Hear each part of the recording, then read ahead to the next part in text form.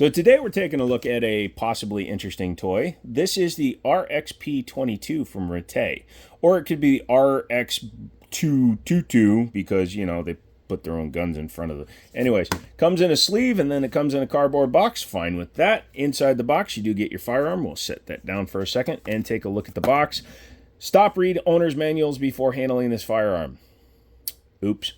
Inside here, you'll see a thing that says accessories. You pull that out, you got your owner's manual, you got your spare mag. Ooh, there's a bonus for them. $200 gun, has a branded gun lock. $2,000 DWX, has no branded gun lock, and a finish that comes off with your fingernail. Barrel wrench tool, cleaning tool, although that's a little big for a 22, but whatever. And an additional plate. Again, $200 gun has a metal plate. $2,000 DWX, I had to pay $200 for 2 plates. Says inside the box, do not dry fire the RXP 22. It would have been nice to see it there, or maybe even right there, because that's how the box looks when you open it. How many dudes, and I don't want you frickers lying, how many of you actually, oh look, there's text under there, especially when you open it up, and this was like that. Look, I don't mean to tell somebody how to do their job, but somebody needs to do their job. Also, here's the manual, very basic, cut out of single-ply toilet paper.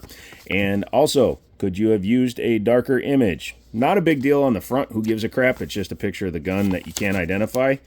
But I was looking through their instruction manual, and they're showing you all the parts of the gun using a picture of a gun that you can't see the goddamn parts. I understand. It's a cheap gun. It's a new gun from the company. There are still standards. You gave me a frickin' plate for my optic and a spare mag.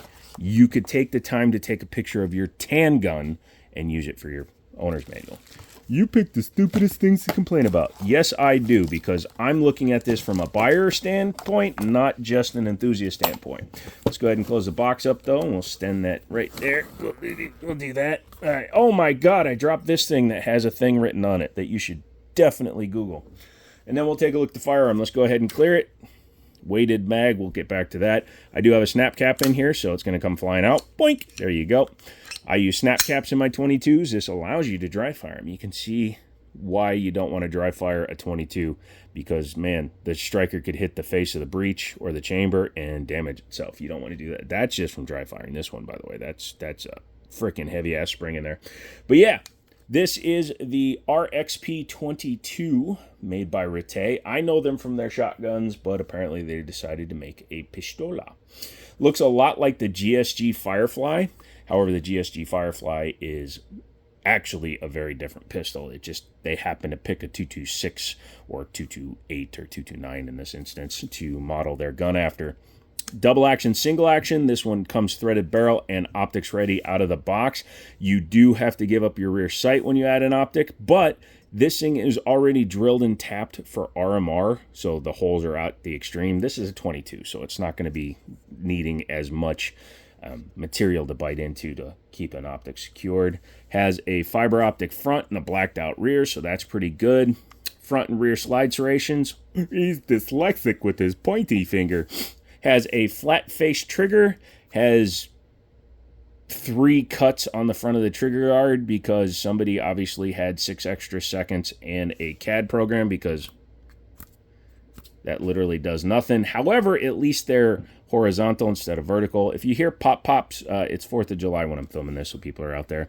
The material on the frame, it is a polymer-based frame, so that does differentiate it from like 229s, but has a little bit of stippling here on the front strap with some little finger grooves, and on the back strap as well. It's smooth on the side.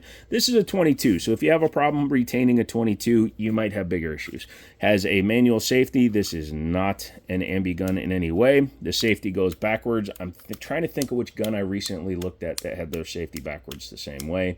Again, it's a 22, and it's a double action, single action, so just be careful, and you wouldn't even need to use that damn thing. Just leave it like that. It just looks awkward and stupid. The rear tang grip safety, beaver tail, whatever you... It's not a beaver tail. It doesn't come up. The fact that it comes down, it's literally going down, could modify the way that you're going to hold the gun. I think they were really trying to copy SIG when they did that. As you can see, it's clear. It is a fixed barrel. Comes with these cast metal magazines. They are 13 rounds, not 10 rounds. They are available with an 18 round as well, but I got the ones that were on sale, and those happened to be 13s. Got the tan one with the... Well, really? Okay. So I'm going to load a couple of snap caps. Get these. They're like $4 for like 10. Just get a bunch of them, and then you can do things like practice your dry firing. Also, you can do failure drills. Have a buddy of yours load one randomly into your mag when you go to the range, and you're good to go. The feed ramp seems to be at the right position, as well as the mag feed, so I have yet to have a snap cap fail to feed into the gun, so that's good.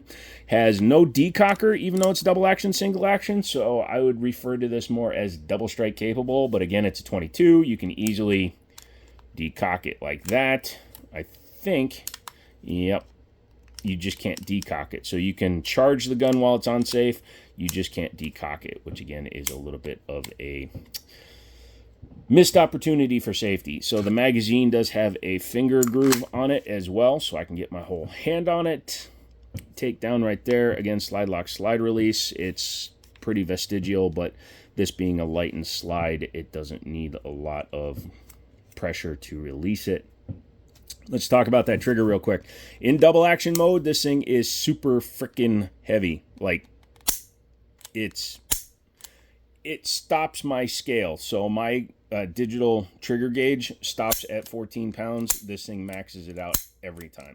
So this is one of the, I think a P7 is probably lighter than this. And if you've ever fired a squeeze cocker P7, the squeeze cocker portion is incredibly heavy.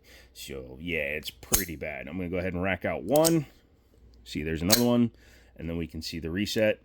There, you don't feel anything, but the reset does give you a much lighter trigger. So you can see much easier to fingertip it. It still feels pretty damn heavy when it's going. Checking to make sure it's in there. Still about a 6-pound trigger, and it's a snap when it goes off. Watch my finger. It doesn't go smoothly. It just wall breaks, snap. That's fine. Drop free mag. Yep, we're good. Yay, it's 4th of July. Let's celebrate by... Oh, man, this thing is just destroying these snap caps. Let's celebrate.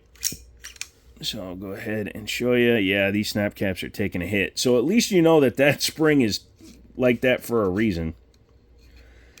All right. Let's go ahead and take this out.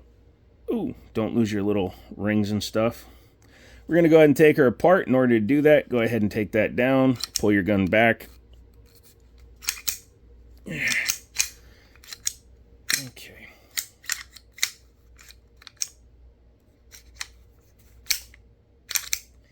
It told me to lift up.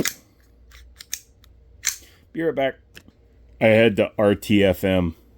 This comes out, so oopsie. Then once you've done that, you can come back, lift up. And there you go. So your guide rod and spring are underneath there. Your barrel is fixed in place. You can use this to take the barrel end off, although why would you? I'm not sure. Oh, it must be threaded into the block there. That's pretty interesting. And then you just have your simple mechanisms back here. And by simple, I mean, oh my God, this thing is simple. Has a little, hey, I didn't see where you came from, but don't want to lose that. There is no drop safety in this gun that I can see. Do you see a drop safety? I don't. So just be careful. It's a steel tube in there. Even a 22 fired at somebody inadvertently can kill them. So again, make sure that you are being cautious. Sorry, I'm trying to put this back in there. Man, why you gotta make things difficult? I don't make things difficult, sir. That's just how they are.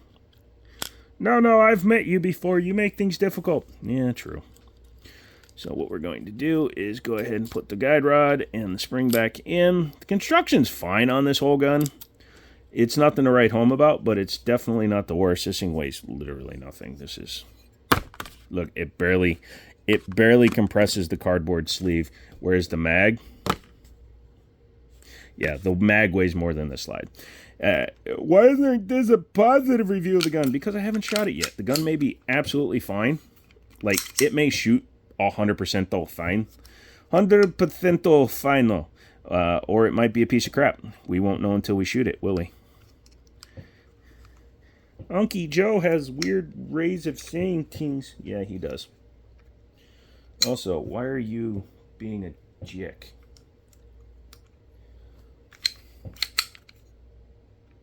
Really? You're going to be complicated, huh? Oh. Sorry, I'm just looking at things like that in there. How are you supposed to reset that? I think what you have to do is take your slide. Yep, so very simple, very easy, goes right in. That's good. In order to test fire it, we do need to go ahead and do that. Man, these snap caps are getting chewed up. Oh, wow, that's crazy. Yeah, the spring is so tight on this thing.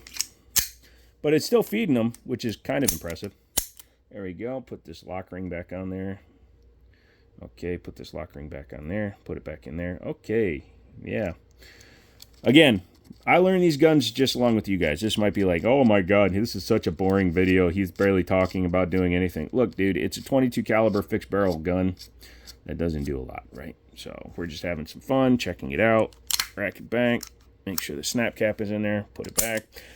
My expectation is that this thing will actually run, so I'm looking forward to that.